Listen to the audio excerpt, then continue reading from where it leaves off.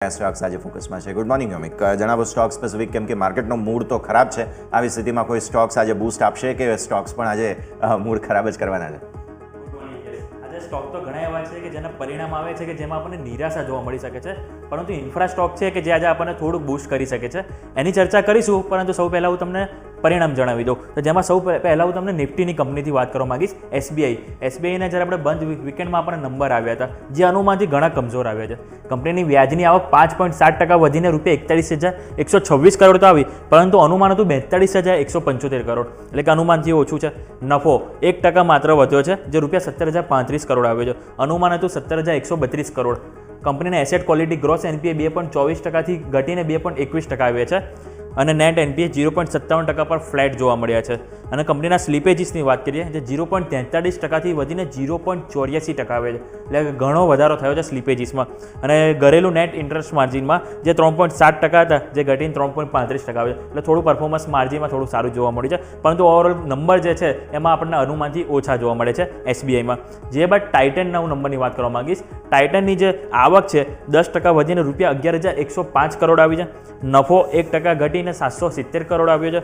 ઇબિડા 10%થી growth કર્યા છે, અને માર્જિન 9.9% હતા જે વધીને 10.1% જોવા મળ્યા છે. હવે એમના સેગમેન્ટ વાઇઝ હું વાત કરું, સૌથી પહેલાં હું જ્વેલરીની વાત કરવા માંગીશ. તો ભારતનો જ્વેલરી બિઝનેસ છે એ 8%થી ગ્રોથ કર્યો છે, જ્યારે એમના ઇબિટ જ્વેલરી સેગમેન્ટમાં 11.2% વધીને ₹1,103 કરોડ આવ્યા છે.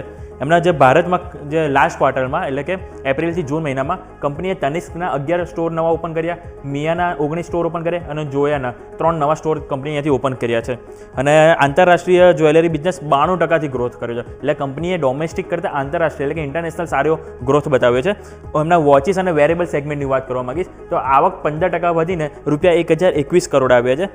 ઘરેલું બિઝનેસ 14% વધ્યો છે, જ્યારે કંપનીના ઇબિટ 11.3% વધીને ₹115 કરોડ આવ્યો છે. અને કુલ કંપનીએ 17 નવા સ્ટોર ઓપન કર્યા છે, જેમાં ખાસ કરીને 5 ટાઇટન વર્લ્ડના, 5 હેલિયોસ અને 7 ફાસ્ટ્રેકના તેઓ સ્ટોર અહીંયાથી ઓપન કર્યા છે. આ ઓવરઓલ વાત થઈ ટાઇટનની. જે બાદ વાત કરવા માંગીશું બ્રિટાનિયા એફએમસીજી કંપની, કે જેના આ બીજી આપણે ઘણી લાસ્ટ આપણે એફએમસીજી નંબર જોયા કે એમનું જે શહેરી કરતાં એમનું જે અર્બન કરતાં ગ્રામીણમાં સારો ગ્રોથ જોવા મળે છે. એવું સેમ આપણને બ્રિટાનિયામાં જોવા મળ્યું છે. નફો 14% વધીને ₹524 કરોડ આવ્યો છે. આવક 4% વધી છે, જ્યારે કંપનીના ઇબિડા 9.4% વધીને ₹753 કરોડ આવ્યા છે. અને એમનું માર્જિન જે 17.2% હતા જે વધીને 17.7% પર આવ્યા છે. અને જેમ મેં વાત કરી કે એમની જે અર્બન માર્કેટની સરખામણીમાં એમનો ગ્રામીણ વિસ્તારનો જે માર્કેટ શેર છે એ સૌથી વધુ વધ્યો છે આ ફેરી. અને ગ્રામીણ વિસ્તારમાં તેઓ આ ફેરી ડિસ્ટ્રીબ્યુશન નેટવર્ક છે એમાં પણ સારું એક્સપાન્શન કર્યું છે, જેના કારણે કંપનીને ફાયદો જોવા મળ્યો છે. જે બાદ દિવીસ લેબ તમારા ધ્યાન પર રહેશે કે દિવીસ લેબની જે આવક છે 19% વધીને ₹2118 કરોડ આવી છે. એમનો નફો 21% વધીને ₹430 કરોડ આવ્યો છે.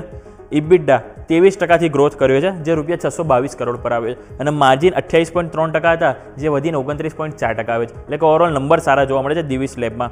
જે બાદ બેંક ઓફ ઇન્ડિયામાં વાત કરું તેમની વ્યાજની આવક 6% વધી છે, જ્યારે નફો પણ 10% વધીને ₹1,703 કરોડ આવે, એટલે કે અહીંયા પણ descent performance bank of India તરફથી જોવા મળ્યું છે. જે બાદ ડિલિવરીની વાત કરવા માંગીશ કે કંપનીના જે પહેલા ત્રિમાસિકના પરિણામ આવે છે એમાં એમની જે આવક એ 13% વધી છે, જે ₹2,172 કરોડ પર આવી પહોંચી છે. એમની જે ₹89 કરોડની ખોટ હતી ગયા વર્ષે, જે આ ફેરી નફામાં આવી છે ₹54 કરોડ, જે એક સારી એવી વાત છે જે આપણને આજે સ્ટોકમાં એક્શન જોવા મળી શકે છે. અને એમનું જે સ્પેસિફિક એક્સપ્રેસ પાર્સલ જે બિઝનેસ છે એમના શિપમેન્ટમાં કંપનીએ 5% ગ્રોથ કરીને 18.30 કરોડ આવી છે, જ્યારે એમની જે આવકની વાત કરું તો 5% વધીને ₹1,276 કરોડ આવી છે. અને એક્સપ્રેસ પાર્સલ સર્વિસના ઇબિડામાં 18.2%નો ગ્રોથ જોવા મળ્યો છે. જે બાદ એલઆઈસી હાઉસિંગ ફાઇનાન્સ આજે તમારા રડાર પર રહેશે. એના જે નંબર આવે છે એમની જે વ્યાજની આવક 10% ઘટીને ₹1989 કરોડ આવી છે. નફો 1.8%નો ઘટાડો દર્શાવે છે. અને એમને જે એસેટ ક્વોલિટીની વાત કરું તો ગ્રોસ એનપીએ 3.31% હતા જે ઘટીને 3.21% આવે, જે સારી વાત છે. પરંતુ નેટ એનપીએમાં કોન્ટ્રા જોવા મળી છે, 1.63%થી વધીને 1.68% જોવા મળે છે, એટલે કે અહીંયા મિશ્ર નંબર એલઆઈસી હાઉસિંગ ફાઇનાન્સમાં જોવા મળે છે.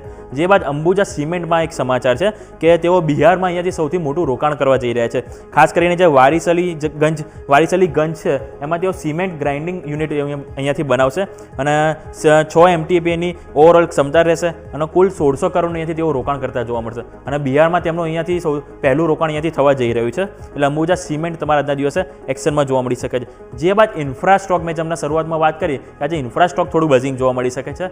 એનું કારણ એ છે કે કેબિનેટ તરફથી તેમને કુલ 8 national high speed road corridor બનાવવા માટે અહીંયાથી મંજૂરી મળી ગઈ છે અને એના માટે અહીંયાથી કુલ 50,000 કરોડનો ખર્ચ તેઓ અહીંયાથી કરતા જોવા મળશે. એટલે ખાસ કરીને જે બી આપણે ઇન્ફ્રા સ્ટોક છે, જે કે IRB ઇન્ફ્રા છે કે L&T કે ઘણા એવા સ્ટોક છે કે જેમાં આજે આપણને મોટી એક્શન જોવા મળી શકે છે. હવે આજે માર્કેટમાં ખાસ શું છે એ તમને એક વખત હું જણાવી દઉં કે આજે સોમવાર છે તો સૌ પહેલાં તો એક તો નિફ્ટી મિડ કેપ સિલેક્ટની આજે એક્સપાયરી રહેશે. જે બાદ નિફ્ટીની 2 કંપનીના જે પરિણામ આવશે, ભારતી એરટેલ અને ONGC, આ બંને તમારા નજર પર રહેશે. સાથે સાથે વાયદા બજારની પણ 2 કંપનીના પરિણામ આવશે, દીપક નાઇટ્રાઇટ અને મેરિકો. એટલે આ બંને તમારા ધ્યાન પર રહેશે. અને સાથે સાથે ઓલા ઇલેક્ટ્રિક IPO કે જેનો આજે બીજો દિવસ છે સબસ્ક્રિપ્શન માટે અને જે આવતીકાલે એનો બંધ થશે. અને બીજી લાસ્ટ સિગેલ ઇન્ડિયા કે જેનો IPO આજે બંધ થશે. એટલે કે તમારે સબસ્ક્રિપ્શન કરવું હોય તો આજે તમે એના માટે લાસ્ટ ડે છે કે તમે એમાં તમે સબસ્ક્રાઇબ કરી શકો છો. તો આ દરેક સ્ટોક છે, દરેક સમાચાર છે કે જેને તમારે આજે ધ્યાનમાં રાખવા જરૂરી છે કે એના સ્ટોક સ્પેસિફિક કે ન્યૂઝ સ્પેસિફિક આજે તમને મોટી એક્શન માર્કેટમાં જોવા મળી શકે છે. Over to yes. ઓકે, તો સ્ટોક સ્પેસિફિક આ બધા જ કાઉન્ટર્સ છે એક્શનમાં કે જેના